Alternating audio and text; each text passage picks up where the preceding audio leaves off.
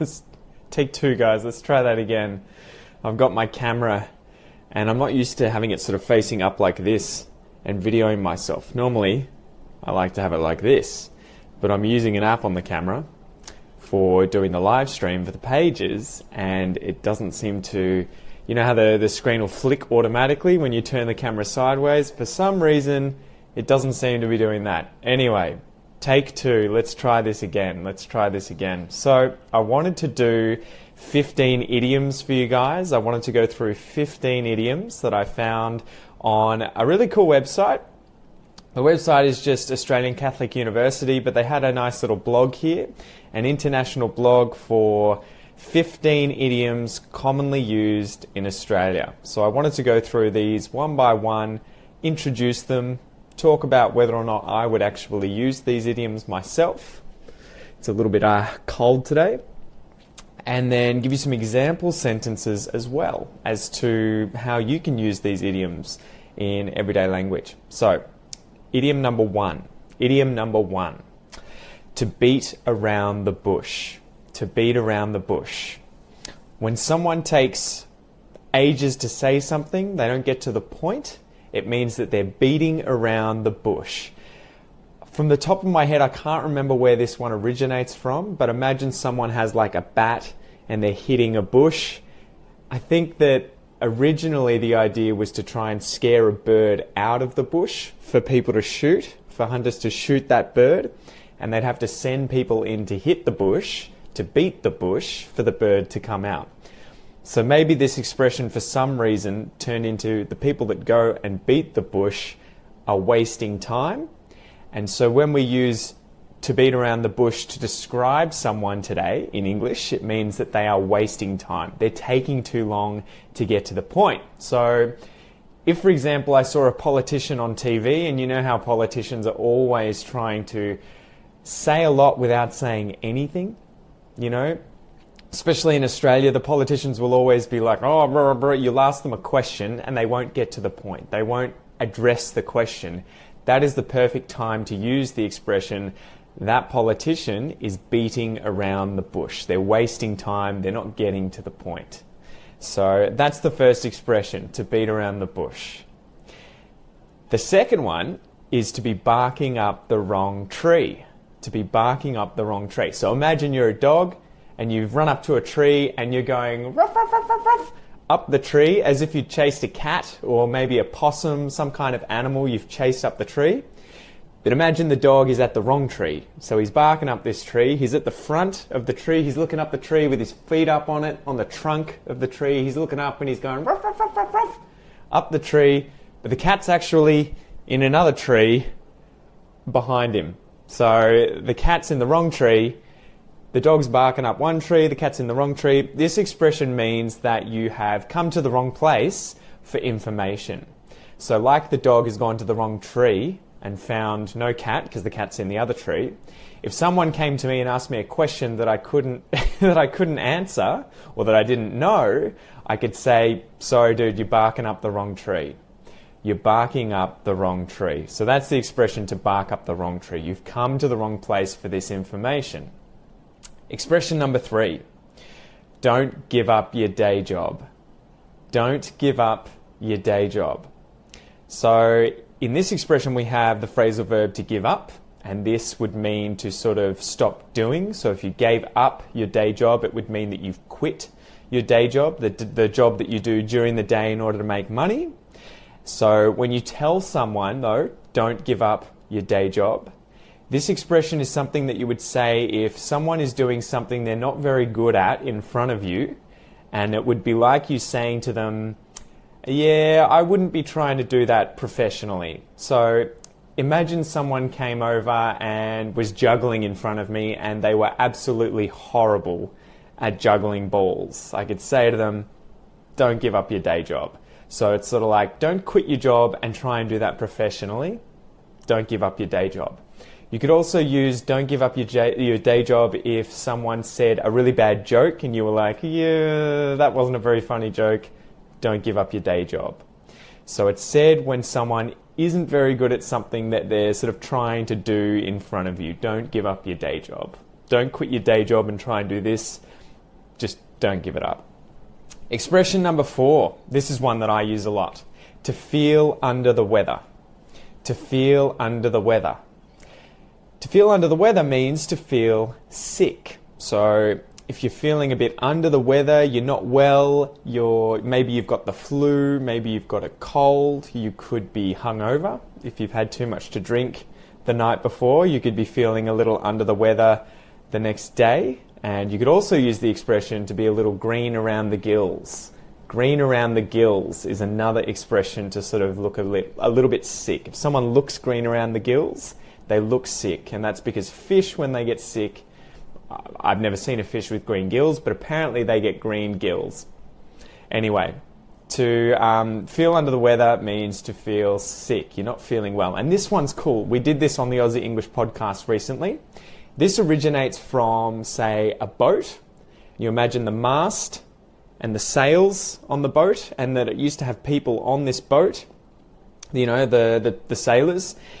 If it was really windy, it was raining, the rain would often come from a specific direction. So it would come from the left, the right, the north, the south, and a side of the boat would actually be under the weather more than the other side of the boat. And so the people that were exposed to the weather on one side of the boat would get sick or seasick, feel unwell first. And so they would be under the weather. They'd be feeling under the weather. They'd be feeling sick. All right, number 5, to big note yourself. To big note yourself. I don't know where this one comes from literally. I don't know why it is too big, as in like large, to big note yourself, but it means to boast, to brag, to talk yourself up. So for example, if I was learning English as a second language and I walked into a classroom where they were teaching English and I said, I'm so good at English, this is so easy, I'm so good, I know everything, I'm the best. That is big noting myself. That would be me bragging, I'm boasting, I'm talking myself up, I'm big noting myself. And this is definitely one that is used a lot in Australia, and it's also generally frowned upon. It's the kind of thing that you would not say to someone positively. You know, you would never say, oh, it's so good that guy over there is big noting himself. It would always be more, yeah, that guy's a bit of a loser. He's big noting himself. All right, we're on the way. That's 1/3 of the expressions. Number six, it takes two to tango. So it takes two, that means it requires two. There needs to be two people to tango, as in to dance, to do the tango. It takes two to tango. So this is used when two people are required to do something, and it's usually in a negative kind of way. So when would I say this? I would say that it takes two to tango if someone was complaining that they were fighting with someone else. So for instance, if my sister came to me and she said, Dad's always arguing with me, I'm always fighting with him and he's always arguing and being rude, I could say to her, it takes two to tango. So in other words, if you didn't argue with Dad, he couldn't exactly argue back. And so two people are required for you guys to be fighting. It takes two people to tango. It takes two people to dance. You can't really dance on your own. You can't argue with yourself. You know, you're not going to get into a fight with yourself. It takes two to tango. So it's almost like a check yourself. You know, you're just as part, of this problem that you're complaining about as Dad is. It takes two to tango. All right, what are we on to? Number 7, to hit the nail on the head. So a nail is a piece of metal, usually like a thin piece of metal, sharp at one end. It has like a flat top, and you use a hammer to hit the nail into a piece of wood. So you'd hit that nail in. If you hit the nail on the head is the top part of the nail. So if the nail's facing upwards, the head's here, you hit the head, the nail goes into the wood. If you hit the nail on the head, it means you do something correctly or efficiently. So I often use this, I think, in the podcast. You'll hear me say something along the lines of, oh, you nailed it, or he nailed it, someone nailed it. And that's the same idea of hitting the nail. It means they got it right, they did it correctly, they did it perfectly, they hit the nail on the head, they nailed it. So if I ask someone a question in class, if I said to you guys right now in the comments, what does to hit the nail on the head mean? And one of you typed out, it means to get something correct, to be efficient, then I could say to you, literally, you've hit the nail on the head. You got it right. You nailed it. You smashed it out of the park, which is another expression. Like baseball, to hit the ball all the way out of the park, you did really well. You got it correct. You hit the nail on the head. Number 8. So we're up to number 8, almost halfway through the 15 idioms, guys. To miss the boat. To miss the boat. Or you can just say to someone, you've missed the boat. So we often put it in the past tense. If you miss the boat, this is a cool one. This is the idea that you've missed your chance or opportunity to do something. So imagine that you needed to get specifically a boat somewhere. You needed to get on the boat. Say for me, I needed to get on the boat in Melbourne to get to Tasmania this weekend. There's only one boat that goes. If I get to the docks, if I get to the pier where the boats are, where they're going to leave from, and I get there late, I miss it, I miss my chance to get on the boat, I miss my opportunity, then I have literally missed the boat.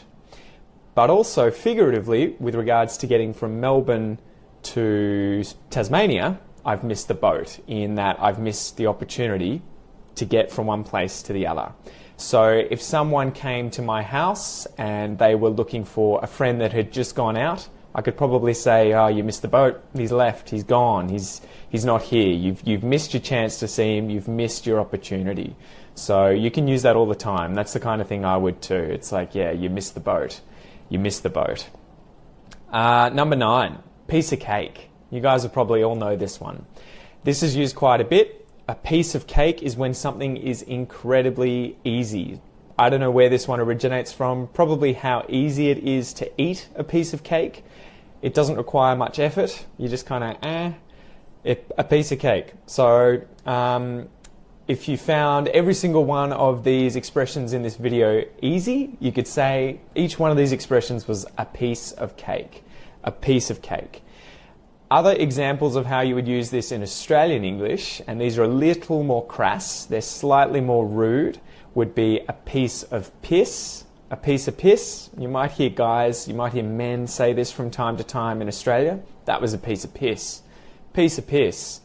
Or you might hear people say piss easy. If something was piss easy, it means it was incredibly easy. It's not overly rude. I wouldn't worry too much about using this, although I wouldn't use it in formal situations because you are swearing. You're saying piss at the end of the day, and it just wouldn't be appropriate in most formal situations. But with friends, go to town. Do it. I'm sure they'll laugh. All right, number 10. To be sitting on the fence. To be sitting on the fence. If you're sitting on the fence, this means that you can't make up your mind. You're undecided. You can't decide, you can't choose what to do.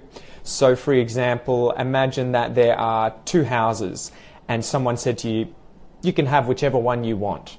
And there's a fence that goes down the middle between these 2 houses and you're sitting on it and you're saying, I can't choose. I can't choose which one of these houses I want. You would literally be sitting on the fence between these 2 houses, so you're undecided, and then figuratively, because you can't decide, you're sitting on the fence. This is one that you'll hear all the time. You'll hear this in political talk.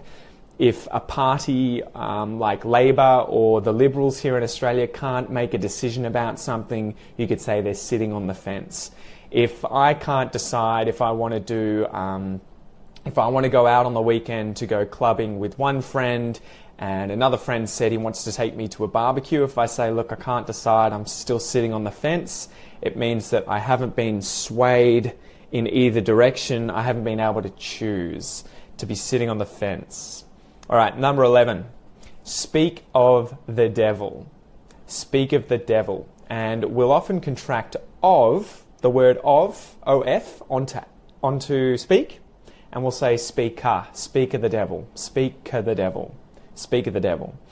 This one is something you would say when you are talking about someone and then they suddenly appear.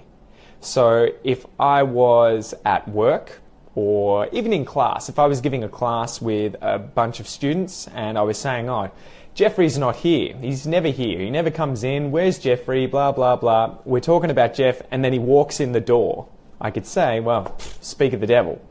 So I guess it's the kind of idea that if you mention the devil, you mention the devil that he would appear suddenly. So speak of the devil. This is used all the time. If I'm talking about someone, a person, and then they suddenly appeared, it could be that that I was talking about them and they turned up on TV. You know, it could be a famous person. They've just suddenly come into the conversation outside of it, though, via TV, you know, via, could be anything. But somehow it's come up. You've seen it. That's speak of the devil. Speak of the devil. Number 12, wouldn't be caught dead. Wouldn't be caught dead. So caught is like to catch. It's the past tense of to catch, caught. And if you wouldn't be caught dead, it means that you wouldn't be seen doing something. So you wouldn't allow someone else to catch you doing this thing, even if you were dead. Even if you were dead.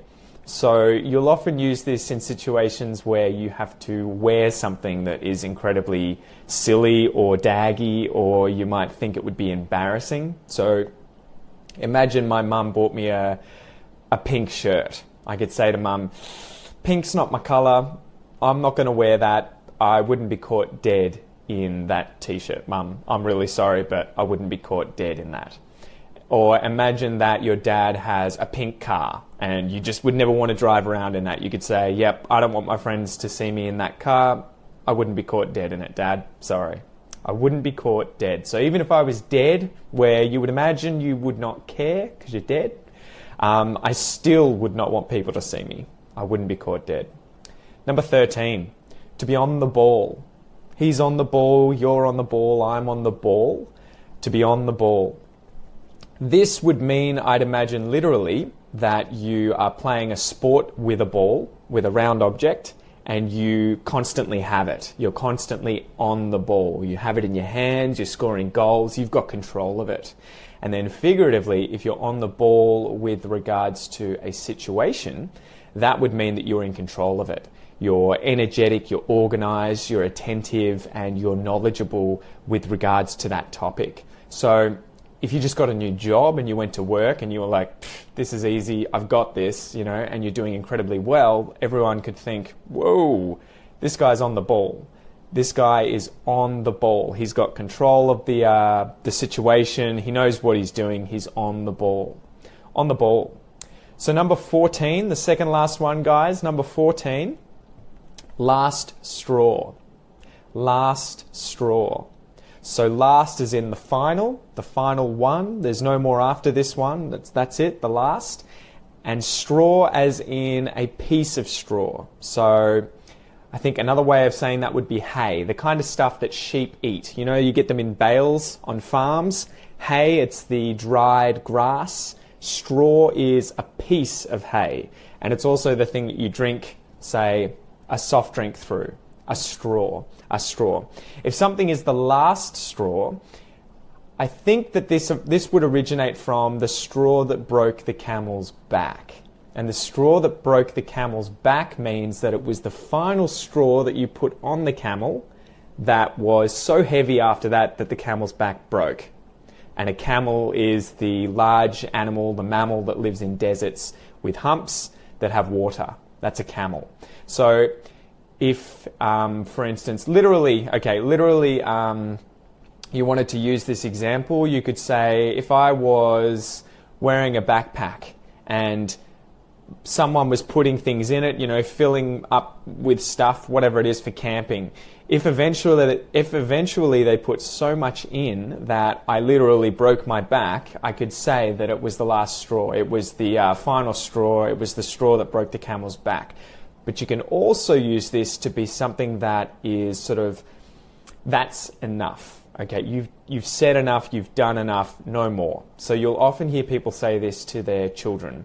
if their children keep nagging them or whining or, you know, yeah, mum, mum, mum, mum, mum. If they did that all day and then finally they do it one last time, you would probably hear mum say, that's the final straw. That's enough. I'm over this. Stop it. You go to your room. 5 minutes in your room. That's enough. The final straw. So that was literally and figuratively. That was, I guess, literally, it was the final time that you had to do that for her to snap, for her to be like, that's enough. And then figuratively, it was like the final straw on the camel's back that broke the camel's back, and she was like, yeah, nah, I'm fed up. I'm annoyed. That's enough. All right. Last expression before I open it up for you guys to ask me questions. This is the last one, and then you guys can ask away in the comments any kind of questions you want regarding any of these expressions or English in general. The final one is to hit the road. To hit the road. So if you hit the road, it means that it is time to go. It's time to leave. You know, if I was at a party, I would use this all the time. Sorry guys, I'm going to hit the road. It's time to go. So I guess you would imagine getting into your car and literally just driving home. You're going to hit the trail, hit the road, you're going to get in your car and start driving away. To hit the road. And I guess as a bonus one here, we can use a similar kind of expression to mean going to bed, going to sleep. And that is to hit the hay or to hit the sack. This expression originates from when mattresses used to be stuffed with hay, stuffed with straw, and if you were to hit the hay, you're literally lying down on the mattress and just smashing your body down, your head down. You've hit the hay, you've hit the mattress, you've hit the sack of hay, and you've gone to sleep. So like if it's time to leave, you can say, I'm going to hit the road. And if you get home and someone says, what are you up to now? But you want to go to bed, you could say, I'm going to hit the sack. I'm going to hit the sack. Chris just got it right. She nailed it. She nailed it. She hit the nail on the head. To hit the sack or to hit the hay.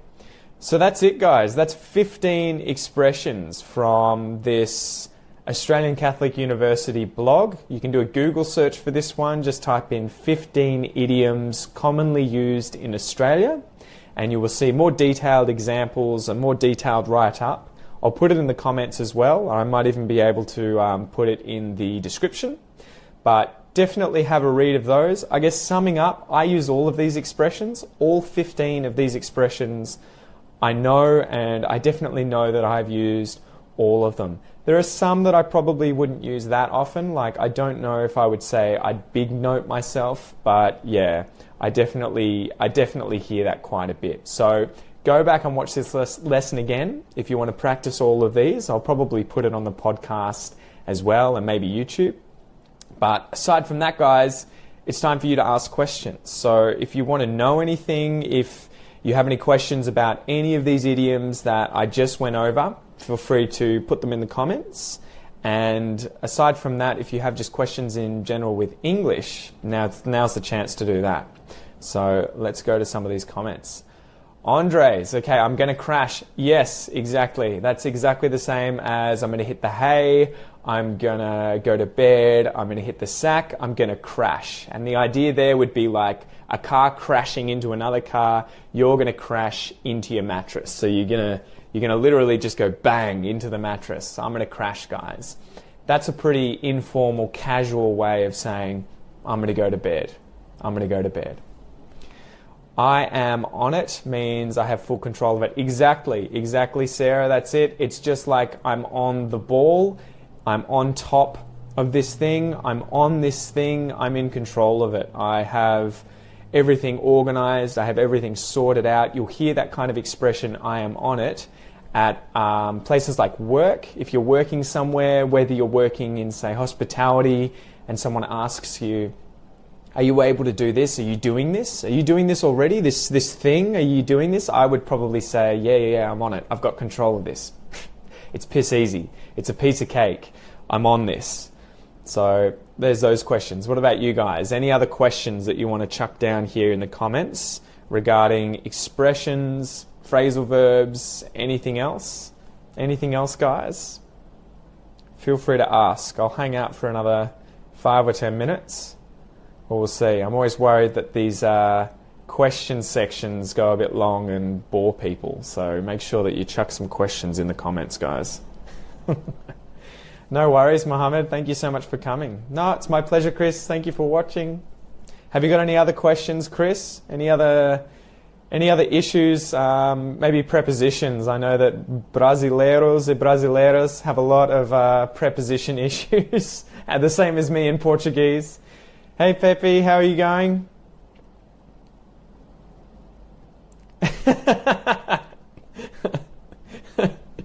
I hope you're improving your English, James.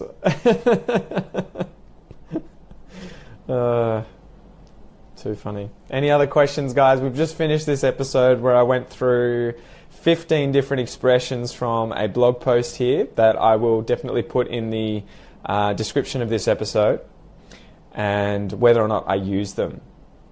It's going good. It's going good. How are you? I don't know how to say your name. Is that Case? Case? Did I say it correctly?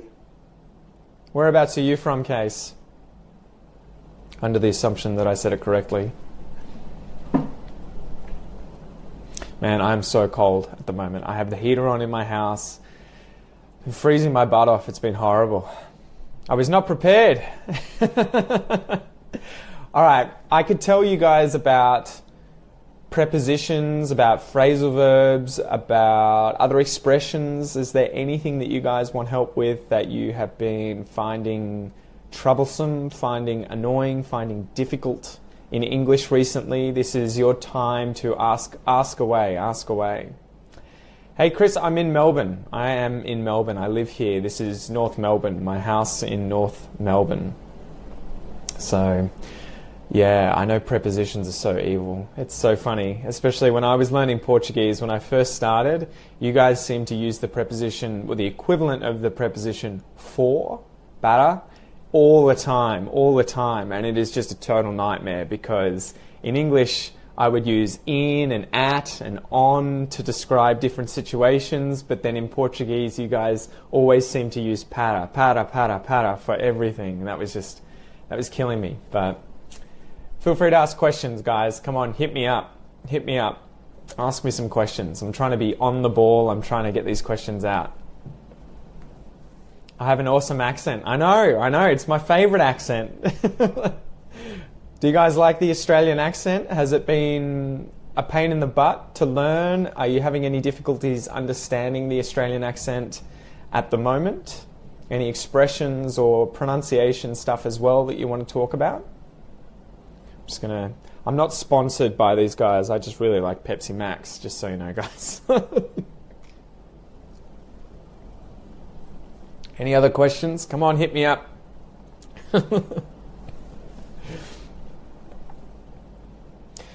I think, Pepe, I think that's a good question. Why do Australians speak so fast, so quickly?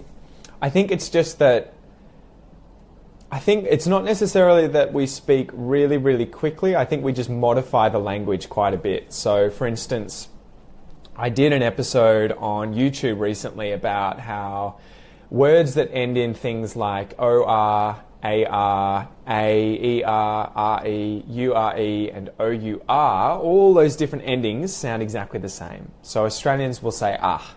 So instead of saying Peter, which is my name, as Americans would say it, I say Peter. And so I think part of the trouble is that we do speak quickly when speaking with other native speakers, but that we also modify the pronunciation of a lot of things, and that makes it quite a bit of a pain in the butt to learn. And I'll just scroll through some of these comments here. Sorry, guys. How are you going, Carliz? Hey from Melbourne. Exactly, and the slang that we use, Chris. So Australian English is also a pain because we change the words. So for instance, instead of service station, we'll say servo. Instead of barbecue, we say barbie. So I think it's not that you guys are never going to be able to learn all of these things. It's just that it's a lot to tackle. And it requires constant effort. You constantly have to be there you know, putting in the effort, trying to learn new words, trying to use new words, trying to remember new words. And that's why any language, not just Australian, but once you guys get to that level where you can understand exactly what people are saying, it gets to that point where you still have to keep pushing, and that's the difficult part. A lot of people stop, they kind of get off the train that is the learning of English, the train that is learning of English. They get off and they're like, okay, I can understand enough, that's good enough. But really, you got to keep pushing. You got to keep pushing. The curve is like this for learning, right? You're learning a language and it's like this. That initial part is really fast. It's really fast, and then afterwards it's really slow. But all the important stuff, I feel, happens later on, especially if you're learning more complicated dialects, or more specific dialects rather, like Australian English, and you want to fit in like an Aussie. It can be a real pain in the butt. So sorry, I'm just scrolling back through some of these. Mistake, Pete and Peter.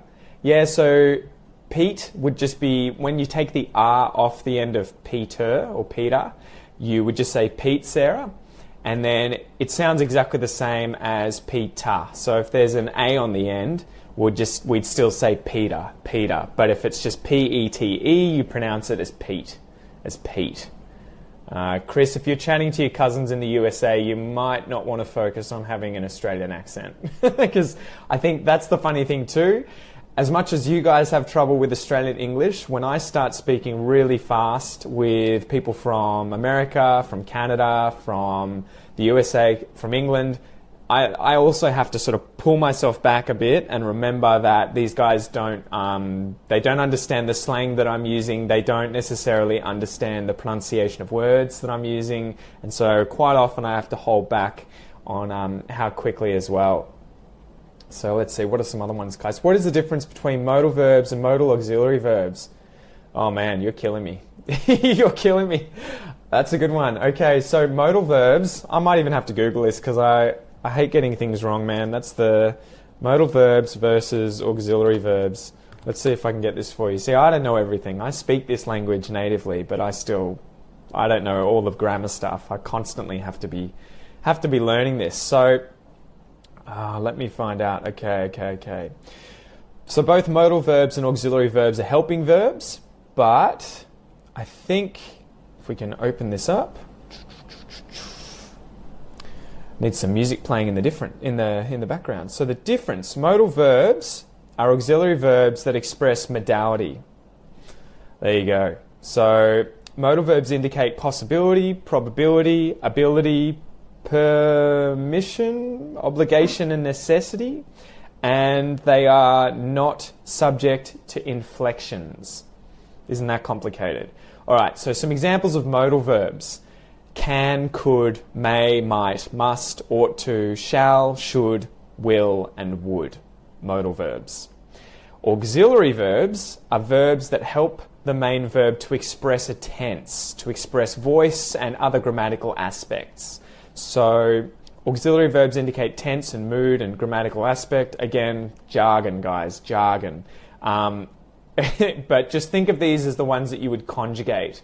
So you don't conjugate would, it's always would. You don't conjugate will, it's always will. You don't conjugate shall, should, can, could. They're always the same with everything.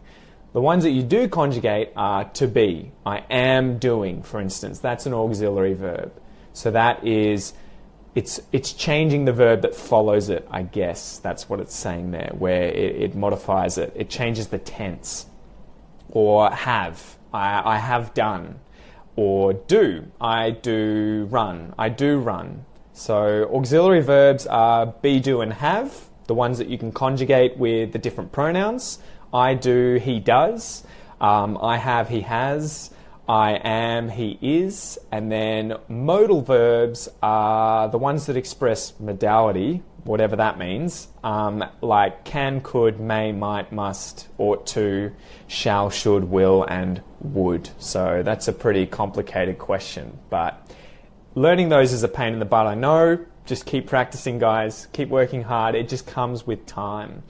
The best The best way to learn those sorts of things, though, is to try and delve deep into why you're using them, when you're using them, and get the idea in your head of, say, permission or probability. That might happen. That might happen. That means that it's probable. It's likely to happen. So you've got to think in your head, when I want to say that it is a possibility that is likely to happen, I can say it may happen, it might happen. So, I don't know, it just takes practice. You just have to keep doing it. Don't worry if you make mistakes, guys. It's not going to be the end of the world. How are you going, Vivi? Hey, Mayfi. And Eduardo, how are you going? Is there a tip for pronouncing properly feelings, like love, happiness, and feelings to be used on... feelings and fillings. Okay, got you. The difference between those is very subtle. Feelings, can you hear that? See if you can hear the difference. Feelings, fillings.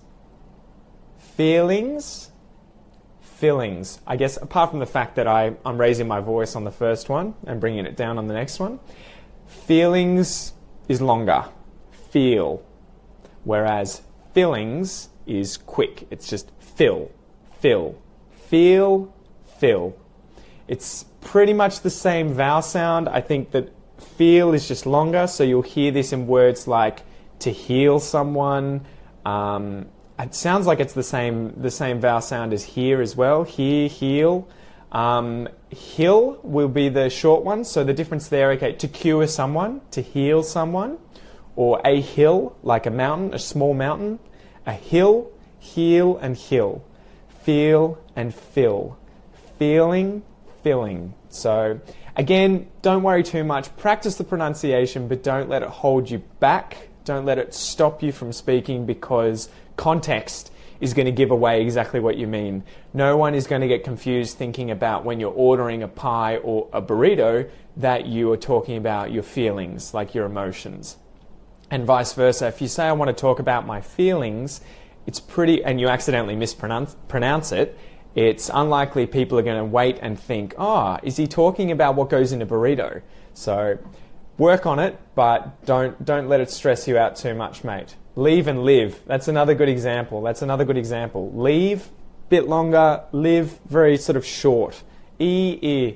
Yeah, they're slightly different vowel sounds, but you could probably use the same vowel, just make one of them long and one of them short. And it's the same kind of thing with beach, and bitch. Those are those ones you don't really want to get wrong quite a lot. Beach and bitch. E. And the same with sheet, like the piece of cloth that you would put on your bed, that's a sheet.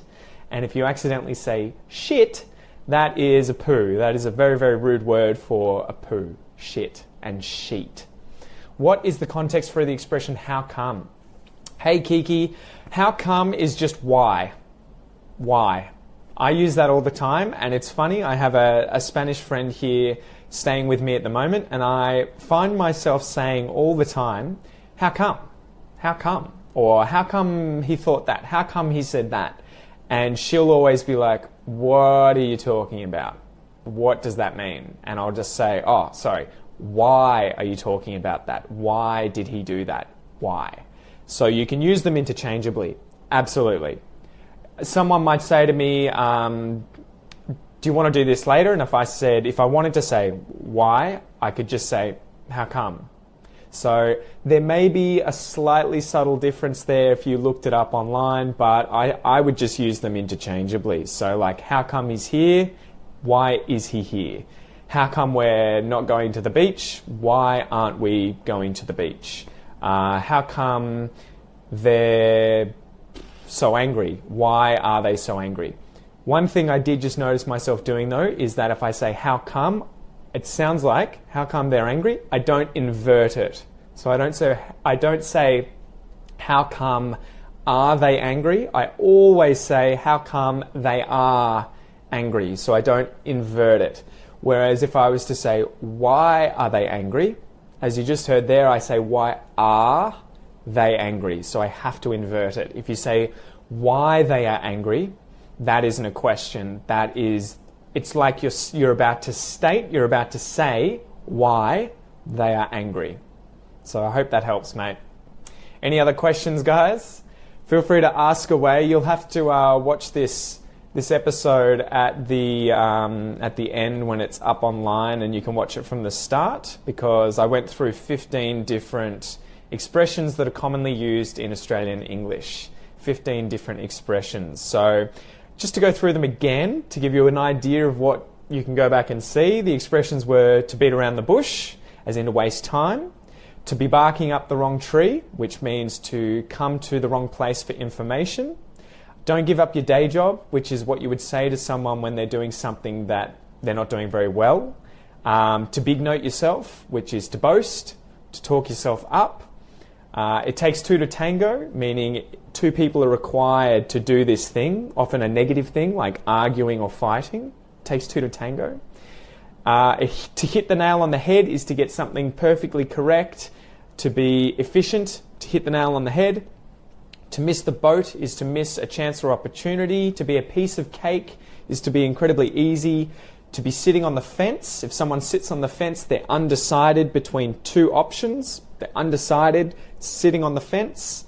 Speak of the devil is what we use if we are talking about someone and they suddenly appear. Whoa, speak of the devil, here he is. Wouldn't be caught dead doing something is the kind of thing you would say if you would be way too embarrassed to ever do that thing. I would never be caught dead wearing women's underwear in public. I wouldn't be caught dead doing that. To be on the ball is to be in control, incredibly attentive, organised, knowledgeable, to be on the ball. The last straw is for something to be sufficient. That is the final straw. That is the last straw. Often in a negative way too. If a kid said to me and was annoying me a lot and he was pestering me, I could say, that's the last straw, no more. And then to hit the road, as in it's time to go, to hit the road. So remember, you can ask questions in the comments here with regards to any of those expressions or anything else in English. My battery is going to run out relatively quickly, probably in the next 10 or 20 minutes, but I'll keep hanging out. So what have we got here? Is it normal to use however in speaking? Pepe asks. Absolutely, mate, absolutely. However, you might also want to use some other things in there, like other words like although, or even though that's the case, you can definitely use however when speaking. Absolutely. What else have we got? What's the correct way to say it and why? I do not want it. No, you would never say that. You can't use the auxiliary verb do, as we just learnt before. You can't use the auxiliary verb do with a past participle, which is what you've used there, wanted. So you have to say, I do not want. So that's the verb. The auxiliary verb there is at the front, I do, and then it has to be an infinitive verb, want. And I did not want to say, exactly. So if you want to say it in the past, you have to say, I did not want to say. And if you say it in the present, you have to say, I do not want to say. And in both those cases, want has to be in the infinitive form. I do not go, I do not look, I do not leave, etc. I did not go, I did not look, I did not leave. Those verbs after did or do are always in the infinitive form. Lots of Brazilians watching. Lots of Brazilians. So what else have we got? We didn't come here to... You can do... Yep. You can definitely use that one, Eduardo. I might not repeat that on the line here, but we didn't come here to, F-U-C-K spiders. That's used. That's probably not commonly used, but it's the kind of thing that male friends of mine would say as a joke. They would definitely say that as a joke to make people laugh. And if I heard that, like I just did from you, it made me laugh. So I don't know if you guys heard one of the previous episodes in the podcast a while back. I had a housemate named John, and he was pretty rough. He was a bit of a rough Aussie, very strong accent. He would say that all the time. And if we didn't come here to F-U-C-K spiders, it means we didn't come to waste time. We didn't come here to do anything else. We didn't come here to F spiders. We didn't come here to waste time. And Pepe asks here, get over it. is it offensive to use get over it? That is the kind of thing where in and of itself, if you just say the words get over it, it's not offensive, Peppy. However, the context would be what could be seen as offensive potentially. It depends on the context. Like, it's kind of like if you were to say get over it to someone, it would be like you're saying the thing that they're upset about or angry about, it's not a big deal. Move on. Get over it. Harden up. Get over it. So, for instance, if my mother died and someone walked up to me and said, dude, get over it. Yeah, I'd be offended. I'd be offended. But it's not so much because of the words the person's used, it's because they've belittled the fact that something so serious has happened and has affected me. So that's the offensive aspect of saying get over it to someone. It would be like if the situation is serious and you've just, maybe they had their leg chopped off in a car accident and you've said to them, just get over it. Just get over it. You'll be fine. Stop whinging. Stop having a whine. Get over it. Then they're going to be upset. But if it is something like someone's got a mosquito bite, those annoying bugs that have come down and bitten someone and they keep complaining about it and you say, look, just get over it. It's not a big deal. Get over it. That wouldn't be offensive at all. Hey, Mart. Tere. And Carol, how are you going? Is it correct to say I haven't, could, do, whatever? No, you wouldn't say I haven't. If you use haven't, which is an auxiliary verb, as we just talked about before, you would never use it with a modal verb, which is what could is, after haven't. So you would use do. So you would either say I couldn't do, or I haven't, and then you would have to say been able to do. So you can use either of those, but you can't use have and could at the same time. And what else did you say? Trying to say that, have been trying to do something. So yeah, I haven't been able to do something, or I couldn't do something. They mean effectively the same thing. You're just picking a slightly different tense, where if you were to say I couldn't do it, that is that the event has passed and I wasn't able to do that thing in the past. Yesterday I couldn't come. Whereas if I said I haven't been able to come, that would be like it's continuing until now. So imagine there's a party going on across the road. If I said to a friend I haven't been able to go over yet, it's in the past I haven't been able to go, I couldn't go, but that the opportunity is still there. And so I might still be able to go, but so far, because it's continuing, I haven't been able to. Whereas if it completely had passed, the opportunity's gone, I could say, I couldn't have gone, I couldn't go, I couldn't do that thing. So yeah, being able. Another cool thing about being able, or at least the pronunciation of been, we often turn this as Australians and probably other native speakers of English too, been will get turned into just burn, or yeah, burn. Almost like you're saying bin, but it's even more reduced. Burn. I haven't been there. I haven't done that. I haven't been able to. I haven't been able to. I haven't been anywhere nice recently. So we often just squish that one down. So you might hear people now when you talk to Aussies quite often contract been. They won't say it that well because it requires you to smile. You have to say been. They'll just say been or bin. I haven't been able to. No worries, Carol. Glad it helped. Any other questions, guys, before my battery runs out? Today was a write-off. James, you speak English fluently. You're an Aussie. I don't know what you're doing here. You just give me suggestions.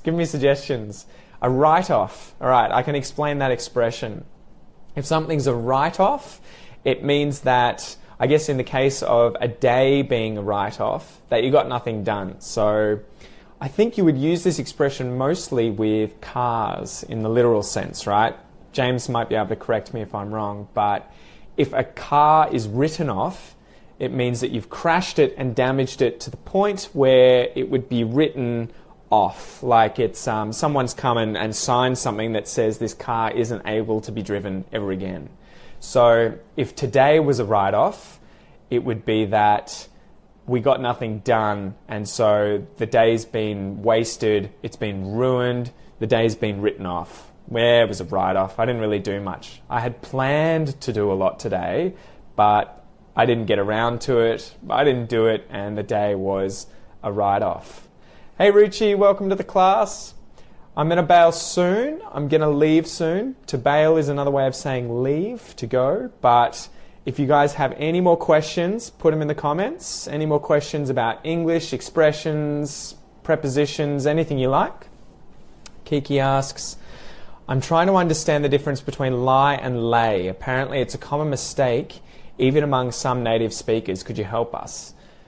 Okay, to lie and to lay. Well, obviously you can use lie as to tell a fib, so to say something that's not true. That's one difference. But in terms of lying down, it would be that you would, you're standing up and you're lying down. You're standing up and you're laying down. That's a difficult one though. I would probably use them, as you say, natives would probably screw that up. I'm sure if I do a quick Google search, lie versus lay, there'll be a difference, but I think in my head I can't think of what that difference is. I would probably use them interchangeably. So I could say I'm going to have a lie down, I'm going to have a lay down. If I'm tired, I might lie down, I might lay down. I think that you would say, for instance, if you were putting tiles on the floor, like if someone was coming to your house, and you can see on the floor here we have tiles. If they were putting those tiles down, they would be laying the tiles. You wouldn't say... So what's here? What have we got here? So you lie down on the sofa, no direct object, but you lay the book on the table. Okay, there's the answer. Lie is something that doesn't take a direct object, so it's something that you do yourself. You don't do it to something else. Lay is what you do to something else. So with the tiles, you lay the tiles down. The tiles is the direct object. So you're laying the tile. The verb is doing something to something else. If you use lie, it has to be just you that's doing that thing. I'm lying down. But I think a lot of people would say, I'm going to lay down. So that is probably where it's incorrect. It's probably incorrect to say, I'm going to lay down. You probably have to say, I'm going to lay myself down. It has to have a direct object. So hopefully that makes sense. What else have we got here? Hratch, what have you asked? Could is mainly used, 1, with verbs like hear, see, smell, taste, and 2, to say that one's, this looks like it's is this an explanation or a question? It looks like a long comment. However, in a specific situation, you would use be able to or manage to. The fire spread quickly, but everybody managed to escape. Yeah, exactly. There are real subtle differences quite often with these things, guys, but the best way to learn these subtle differences isn't necessarily to go and study these rules, although I do say go and look at grammar. Read it every now and then if you want to just check some stuff that you're unsure about. But first and foremost, use it. Go out there and use it. Go out there and be wrong. Go out there and make mistakes. So like with managed to, was able to, or could, if you're unsure, ask someone or just use it. Just throw it out there and see what people say. If they get confused or they're not sure, they're going to ask you, what do you mean? Could you repeat that? Are you able to say that again? So that's just a little piece of advice. It's an explanation. No worries, Hratch. Thank you. Amazing. Lie and lay. I know. And these are things I learn as well, guys. I don't know all this stuff with regards to grammar. A lot of the time, you guys ask amazing questions and I have to go and look it up. I have to go and type it in and try and find out why it is that I say one thing and not another thing. And a lot of the time too, like with lie and lay, I don't know the answer in my head. I have to look it up and I probably make the mistake as well. So any other questions before my battery dies, guys? Any more English related questions? Could you please pronounce words like comfortable? All right, here we go. Comfortable, vegetables, approximately, and valuable. So I would say comfy if I really wanted to contract comfortable down, but I think if I was to say the whole word properly, comfortable. So I don't say comfortable. And I don't even say table at the end. I say comfortable. Comfortable. Comfortable. With vegetables, again, I get rid of veg. I just say vegetables. So again, table, it requires too much effort. I just say table. Table. Comfortable, vegetable. Vegetable. With approximately, I don't say mate, sort of like table. I don't say that able. I don't say eightly. I say approximately. Mutely. So it's that schwa, that stupid schwa sneaking in and taking over those vowels. So comfortable, vegetables, approximately, approximately, and valuable. I won't say valuable, I say valuable, valuable, valuable. So I hope that helps. I know it's difficult, I know it's annoying, it just takes practice.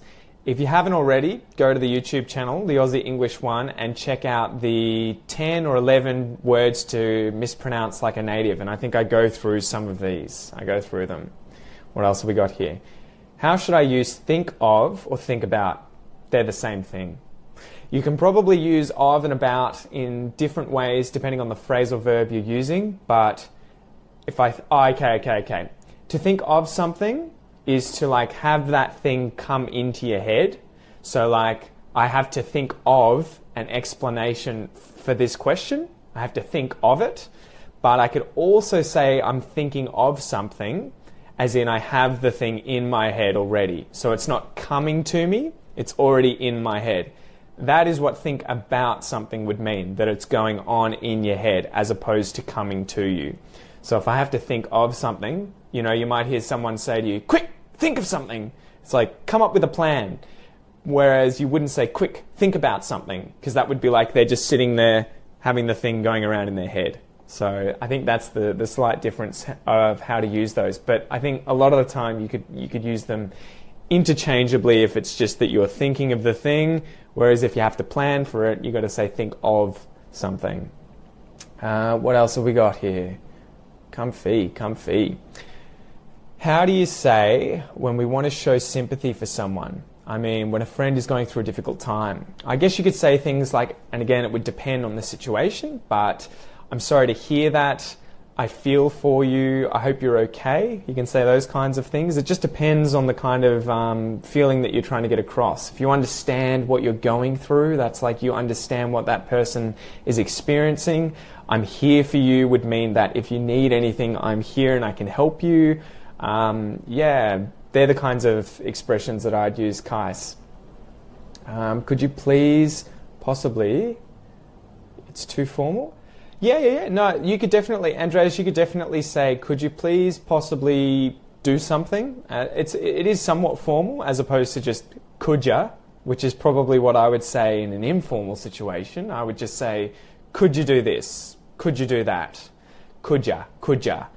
And that's a good example of where if a word ends with D, the letter D, and then you have the word you after it, as in the pronoun you, as opposed to me or I, you can say could ja. So it turns into a J kind of sound. All right, 10% of the battery left. We've got a bit of time. All right, what else? We've got some other questions, guys. The American English, I know there's a bit of a difference between American English and Australian English, although a lot of the time, at least Australians will understand everything that Americans say because we get bombarded with American TV, American movies, American TV shows. We get it just constantly rammed down our throats, meaning put in our mouths and rammed down our throats. Everywhere we look, there is American TV, American movies, American films, TV series. So Australians understand Americans. However, Americans quite often don't understand Australians because their experience with Australians and the Australian accent probably starts and stops with the movie Crocodile Dundee.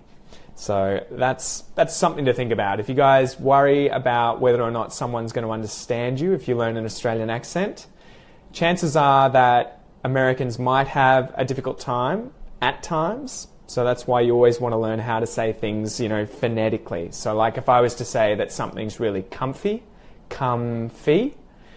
Americans would probably be like, what are you talking about? Because they're not used to that slang. And so I would have to remember, it's comfortable. It's comfortable. It's comfortable.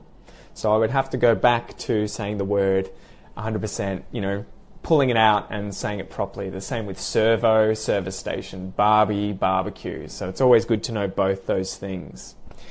Anyway, guys, unless you've got any other questions, I might bail. I might finish here. I think we've been going for about an hour and my phone is probably going to die any minute. It's going to run out of battery. So if that's it, guys, I might say peace out. Remember to go back and watch this lesson if you want to practice the 15 different idioms that I went over. I'll put the link in the description for this video so that you can read about them as well.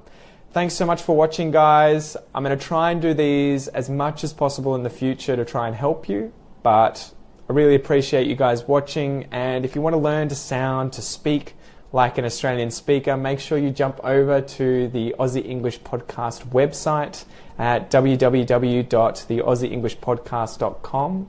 Make sure that you sign up and listen to the podcast. And if you want all the bonus content for all the episodes that I put on the podcast, you can sign up to be a member. It's $1. So give it a go. Sign up for the first week at the moment and it's $1. Anyway, peace out. Thanks for the company, guys, and I'll chat to you soon.